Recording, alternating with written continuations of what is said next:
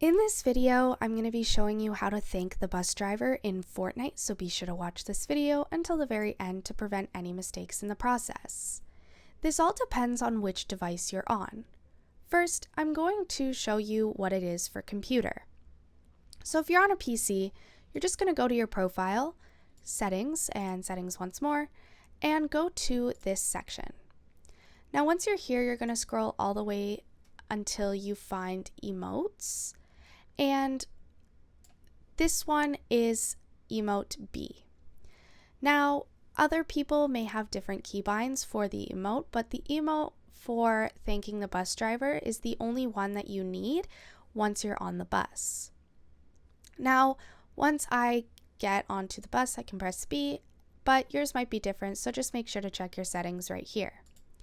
Now, another thing to note is that if you are on Nintendo Switch, it'll be down on the D-pad. If you are on mobile, you'll just press the emote key. If you're on Xbox One, Xbox One X, Xbox One S, press down on the D-pad. And finally, if you're on PS4 or PS5, you can also press down on the D-pad. And that's all there is to it. Be sure to leave a like, comment, and subscribe to the channel. Thanks for watching. See you in the next video.